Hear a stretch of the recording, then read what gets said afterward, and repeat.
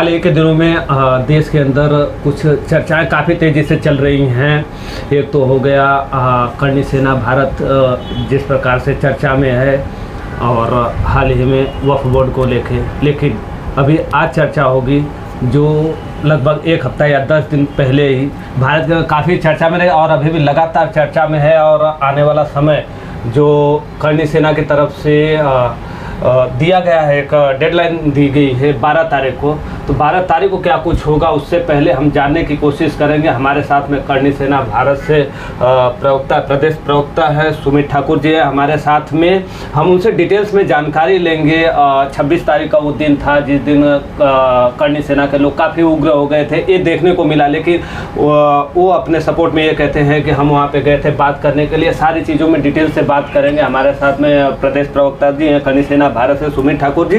आप वहाँ पे मौजूद थे, पहले तो बहुत बहुत शुक्रिया आप हमारे साथ आए बात करने के लिए इस सारे मुद्दों पे।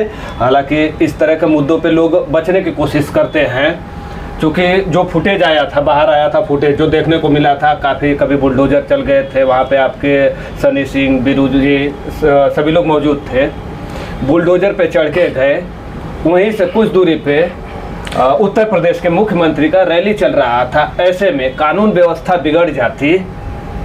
इस सारी चीज़ों को लेके आप लोग कैसे डिफेंड कर रहे हैं? देखिए, पहले तो बहुत धन्यवाद आपका और आपके पूरे चैनल को टीम को मैं बहुत धन्यवाद करूंगा कि आपने बड़ा अच्छा प्रश्न पूछा। जैसे कि आपने बोला कि इस प्रकार के मुद्दे को लेके बहुत कम लोग आते हैं, तो मैं भी बताऊं कुछ मीडिया के भी बंधु ऐसे हैं जो इस प्रकार के मुद्दे को कम पूछते हैं। वो प्रयागराज में वो माला बेचने वाली, वो फरा हीरोइन, दुनिया कुछ भी ऐसी बात हो उसको ज़्यादा हाईलाइट करते हैं। लेकिन जहाँ समाज, राष्ट्र, गौ माता और भगवे झंडे की या हमारे वीर महापुरुषों की बात आती है, वहाँ मैं देखता हूँ कहीं ना कहीं लोग धुंधल हो जाते हैं।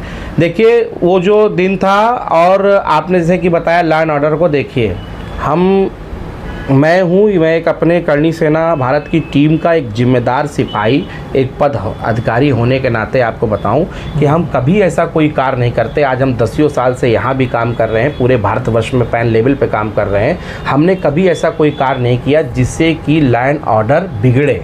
दूसरी चीज़ आपने जो बोला, हम लोग वहाँ पहुँचे थे, हमारे पूरे राष्ट्रीय अध्यक्ष वीर प्रताप सिंह, हमारे राष्ट्रीय उपाध्यक्ष सनी सिंह जी, हमारे बड़े भाई उपेंद्र राणा साहब और तमाम सारे जितने भी राजपूत जो सच में थे वो लोग वहाँ पहुँचे थे। और हम लोग बहुत ही नॉर्मली वे में वहाँ पे लोग बात कर रहे थे। बात करने के बाद एक ये था कि भाई क्यों कहा, क्या नहीं कहा। अगर उनके सांसद या उनके सांसद के कोई प्रतिनिधि या कोई भी ऐसा कोई व्यक्ति होता और बोलता कि नहीं भैया चलो ये हो गया, गलती हो गई, तो राजपूतों को तो इतिहास रहा, क्षत्रियों का इतिहास रहा, हमने तो सबको माफ़ किया। आज आप बताइए, कभी भी कोई पिक्चर बनती है हम देखते हैं राजपूतों पे बन जाती है। महाराणा सांगा हो गए, बब्बर रावल हो गए, पृथ्वीराज चौहान हो गए। ऐसे क्यों, ऐसी स्थिति क्यों पैदा होती जब इतिहास के लिए, इस समाज के लिए, इस भारत के लिए हम लोग ने अपना सर कटा दिया।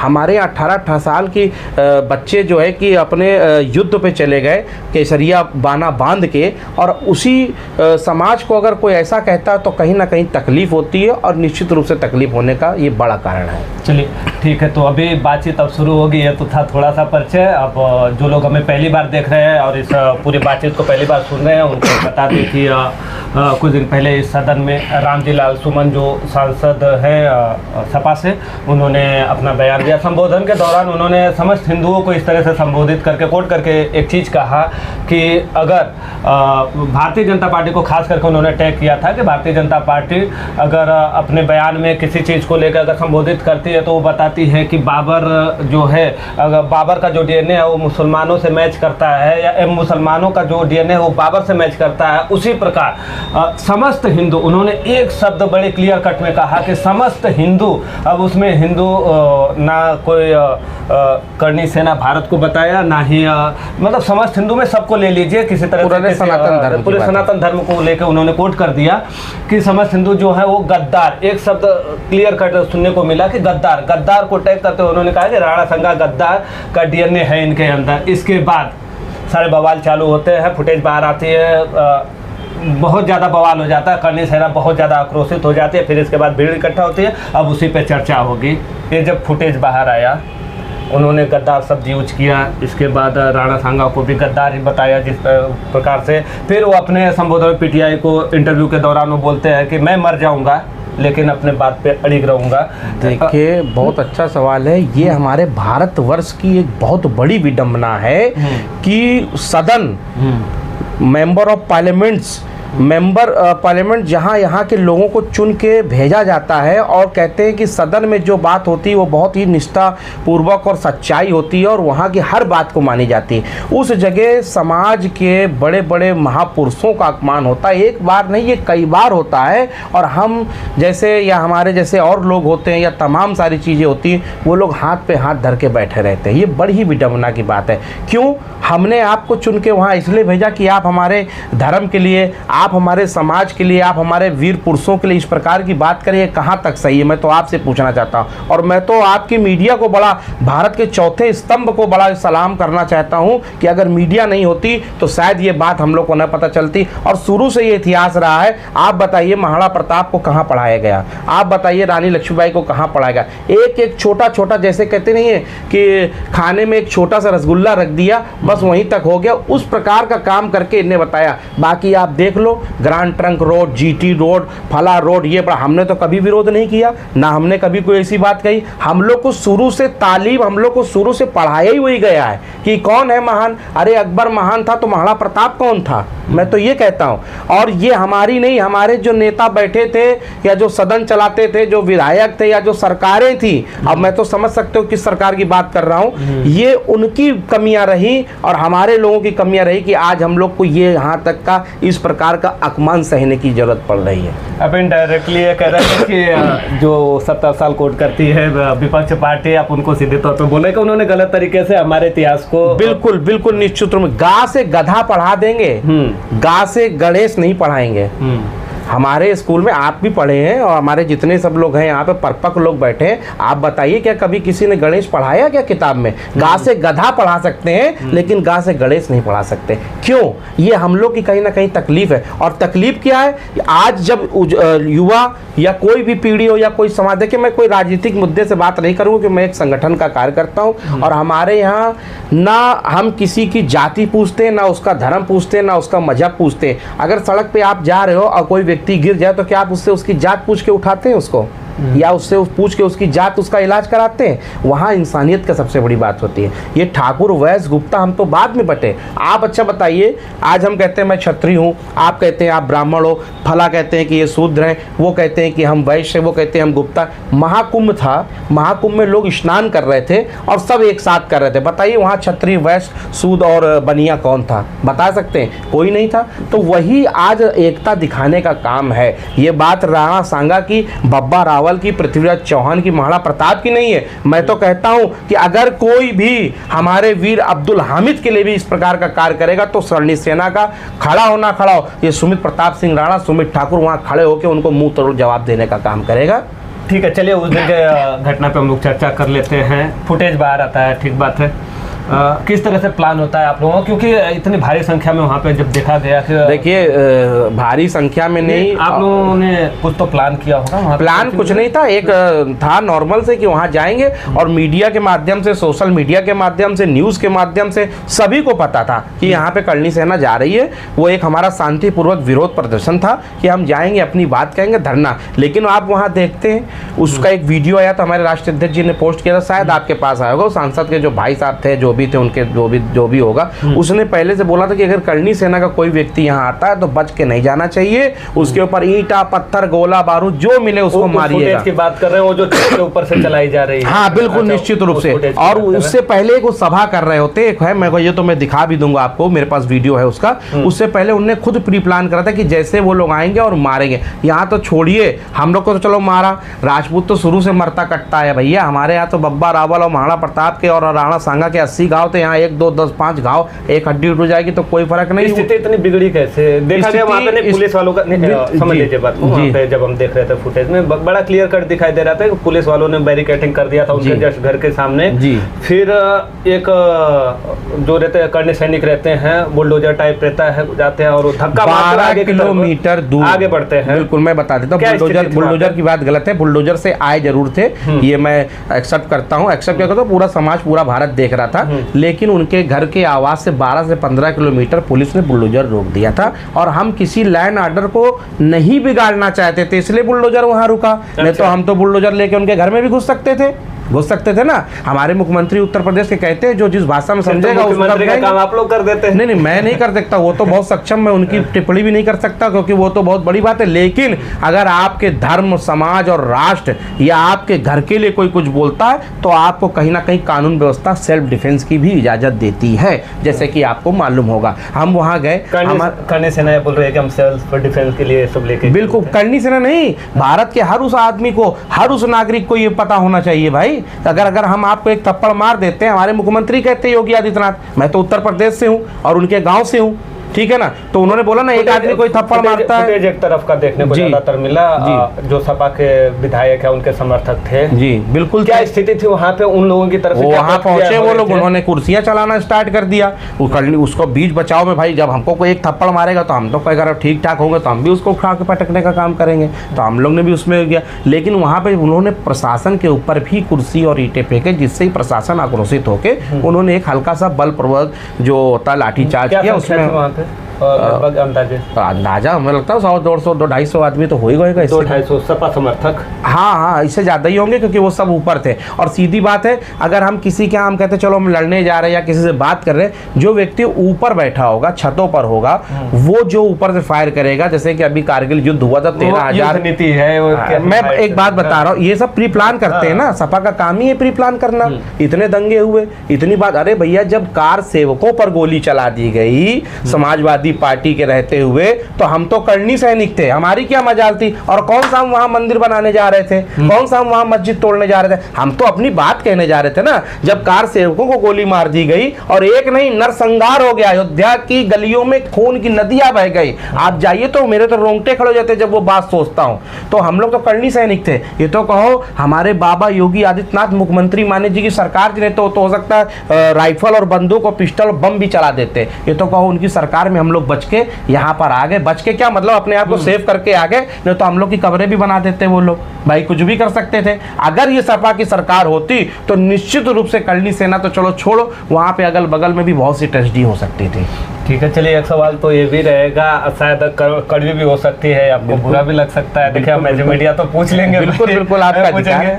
अब बात करने के लिए 2 लोग, 4 लोग, 6 लोग या 10 लोग, लगभग हजारों की संख्या करनी सैनिक दोस्ती बात करने के लिए, फिर वो आके हमारे कैमरे के सामने बोलते हैं हम बात करने गए थे। कैसे एक्सेप्ट किया जाए? मैं बिल्कुल आपने और ये क्या सही है क्या गलत है, हम इस पे बात बाद में कर लेंगे। ये अगर कोर्ट में आपने पिटीशन डाला होगा तो आपको कोर्ट में पता चलेगा कौन सही कौन गलत। बिल्कुल आपके इस सवाल से मैं सहमत हूँ। मैं एक छोटी सी बात बोलूंगा, दुख शोक जब जो घेर ले तो धैर्य पूर्वक सब सहो, और होगी सफलता क्यों नहीं कर्तव्य पथ पे दृढ़ रहो, और यहाँ अधिकार खो के बैठ रहना महादुष्कर्म है, और न्यार्थ अपने बंधु को भी दंड देना धर्म है।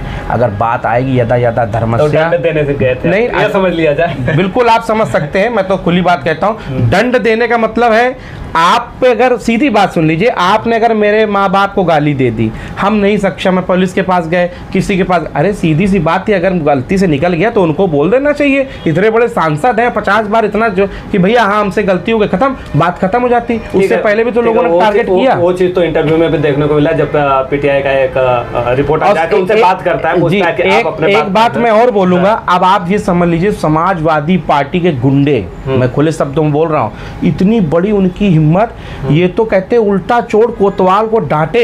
एक तो उन्होंने किया, उसके बाद उन्होंने पूरे समाज और मीडिया के सामने कहा, तब क्या लाइन ऑर्डर नहीं बिगड़ रहा? उन्होंने कहा कि हमको पुलिस छूट दे दे और हम करनी सैनिकों से निपट लेंगे, तब लाइन ऑर्डर नहीं बिगड़ेगा।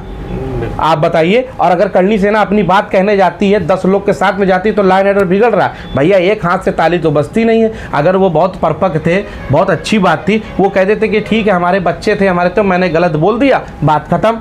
अगर नहीं, उसके बाद भी वो अपने मीडिया के माध्यम से, राष्ट्रीय नेशनल चैनलों के माध्यम से बोल रहे हैं, इंटरव्यू दे रहे हैं कि हमारे सरकार हमारी वो हटा दे सुरक्षा जो भी है उनकी, और हम करनी सैनिकों से निपट लेंगे। तो जब निपट लोगे तो 12 अप्रैल को आ रहा हूँ, आपके मीडिया मीडिया के माध्यम से आह्वान कर रहा हूँ समस्त राजपूत संगठनों का, और बात राजपूत की नहीं है, मैं तो सबका ऐलान कर रहा हूँ, जितने भी सनातनी भाई हैं जिनके देश, ये बाबा रावल, महाराणा प्रताप या राणा सांगा क्या राजपूतों के लिए लड़े थे? नहीं लड़े थे ना। समाज, हिंदू समाज के संगठन के लिए, समाज के लिए, राष्ट्र भगवे झंडे के लिए। शिवाजी महाराज को हम पूछते हैं महाराष्ट्र में, हम बोलते वो तो वहाँ लड़े थे, लेकिन आज भी उत्तर प्रदेश में, पूरे भारत में उनकी मूर्तियाँ लगी। तो उनका मैं आपके मीडिया के माध्यम से आह्वान करूँगा कि 12 अप्रैल को पहुँचिए, अपना ताकत दिखाइए, और कभी कोई भी इस प्रकार का जो भी समझें इस प्रकार का कभी कोई स्टेटमेंट ना दे पाए, क्योंकि सनातन धर्म को आज अगर हम नहीं बचा पाए, एक बता दूं आपके मीडिया के माध्यम से, कैंसर ऐसी बीमारियों का इलाज है, किडनी फेल होने का इलाज है, लीवर हट जाए, हार्ट तक ट्रांसप्लांट हो जाएगा, लेकिन ये वो चीज़ चल रही, इनका कोई इलाज नहीं है। इसलिए करणी सैनिक इनका इलाज करने के लिए हमेशा तैयार रहेगी। क्या प्लानिंग चल रही है? प्लानिंग कुछ नहीं, हम कभी कोई प्लान करके काम ही नहीं करते। मैंने आपके वीडियो के माध्यम से हमारे पूरे जितने भी हैं, लेकिन एक शब्द मैं बताता हूँ, एक चीज़ मैं बोलूँगा, आज बहुत अच्छी बात आपने पूछी।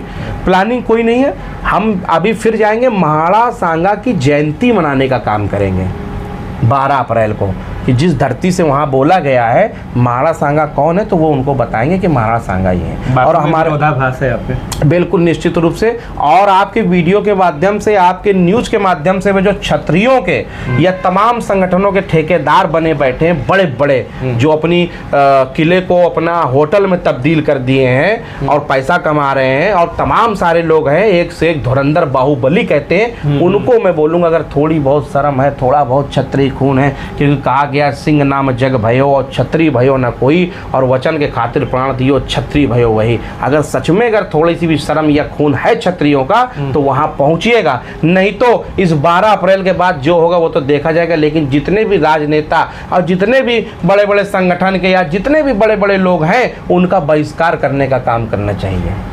एक सवाल, करणी सेना कैसे काम करती है समाज में? देखिए मैं आपको ये तो हो गया, कोई किसी ने बयान दे दिया, आप लोग मुंबई में पहुंच जाते हैं, कोई फिल्म सिटी में पहुंच जाते हैं, फिर वहां पे किसी के बयान से या किसी मूवी से हाथ हो जाते हैं, लेकिन समाज के अंदर कैसे काम करते हैं? देखिए ये बयान और स्टेटमेंट की बात नहीं, करणी सेना एक संगठन है और पूरे भारत में फैला हुआ है, और इसमें हम लोगों कहते हैं ना, जो अपनी जहाँ शासन प्रशासन की बात आए या किसी को न्याय की बात आती है, और बहुत लोग इसमें होते हैं, जो पार्टी होती है या तमाम सारे राजनेता होते हैं, वो फेल हो जाते हैं, लोग उनको फ़ोन कर करके परेशान हो जाते हैं। कभी कभी गौ माता की बात आती है, वहाँ जिनको न्याय इंसाफ नहीं मिलता, उनके साथ में कंधे से कंधा मिला के पूर्ण रूप से करणी सेना न्याय दिलाने का काम करती है। और हम कभी भी किसी के लिए लड़ते हैं, अपने नहीं लड़ते, ना हमारे घर में मेरा किसी से कोई पर्सनल विवाद है, ना मेरा का, हम तो समाज के लड़ रहे हैं ना। रामचंद्र तो सबके थे, जब उसने बनाई आदि महापुरुष मूवी बना दी थी, तो क्या सिर्फ सुमित प्रताप सिंह राणा के ही राम थे क्या? बाकी क्षत्रिय कहाँ चले गए? ये तो उनको हम उनके मुंह पे तमाचा मारते हैं, जो अपने घर में बैठ के खाली बताते हैं कि हम क्षत्रिय हैं, हम दरबार हैं, हम राजपूत हैं, लेकिन निकलते। सवाल इसलिए था कि लोगों को भी समझ में आना चाहिए कि करणी सेना किस तरह से समाज के अंदर काम करती है। ऐसा तो नहीं कि सिर्फ बयानबाजी के ऊपर कुछ नहीं, कभी भी आप उठा के देख लेंगे। तो बाकी आगे का आप लोगों का जो 12 तारीख का, वो तो 12 तारीख के बाद ही पता चलेगा। आप लोग पहुंच रहे हैं, फिर उन्होंने जो छूट मांगा है वो उसमें कामयाब रहते हैं, लेकिन जो सपा के अध्यक्ष जी हैं जी, उनका इस सारे प्रकरण के बीच एक ट्वीट पे जो VX है, X पे एक बयान आता है कि जो फुटेज आता है वीरू जी का, ये लोगों का, कि ब्लड लगा हुआ है, फिर वो इस तरह से फुटेज जारी करते हैं जी।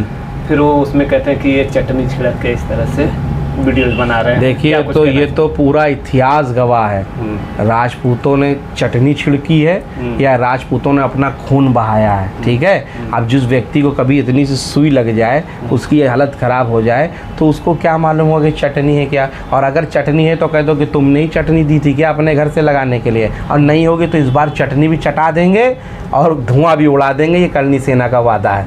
और जहाँ पे राजपूताना की बात आती है, वो सरहद की बात हो, समाज की बात हो, राष्ट्र की बात हो, भगवे झंडे की बात हो, गौ माता की बात हो, वहाँ अव्वल दर्जे पर काम करने का काम करते हैं। और वो जो बोल रहे हैं वो खुद तो उनको मालूम नहीं कि वो क्या बोल रहे हैं। जिसका कहते हैं ना कि राष्ट्रीय अध्यक्ष जी को तमीज़ नहीं है बात करने की है। उसने तो ये भी कह दिया था कि जो करणी सेना ये भारतीय जनता पार्टी की सेना है। अब बताइए उसमें क्या कह सकते हैं। अगर कोई भगवे झंडे के लिए काम कर रहा, महापुरुषों के लिए काम कर रहा, राष्ट्र के लिए काम कर रहा, गौ माता के लिए काम कर रहा, तो वो भारतीय जनता पार्टी तो कहीं ना कहीं ये विरोधी है ना सनातन धर्म के। क्योंकि जो कोई सनातन धर्म का, समाज का काम करने का काम करता है तो उनको ये लगता है कि भारतीय जनता पार्टी। मैं तो उनका बहुत धन्यवाद करूंगा, कम से कम उन्होंने हमको पार्टी से जोड़ने का काम तो किया। चलिए ठीक है, ये थे सुमित ठाकुर जी, करणी सेना भारत से प्रदेश प्रवक्ता जी थे। इस सारे प्रकरण के बाद जिस तरह से डेडलाइन एक दूसरे को दिया जा रहा है 12 तारीख को हमारे, हालांकि सुमित जी के बातों में मुझे तो विरोधाभास लगा, बाकी आम जनता क्या सोचती है इस बारे पे अपना विचार जरूर रखिए। और 12 तारीख के बाद क्या कुछ आएंगी घटनाएं, क्या कुछ न्यूज़ होगा, क्या कुछ अपडेट होगा, हम आपके पास जरूर लेके आएंगे। तब तक आप देखते रहिए सलासर न्यूज़। शुक्रिया, मैं हूँ मनोज चौहान।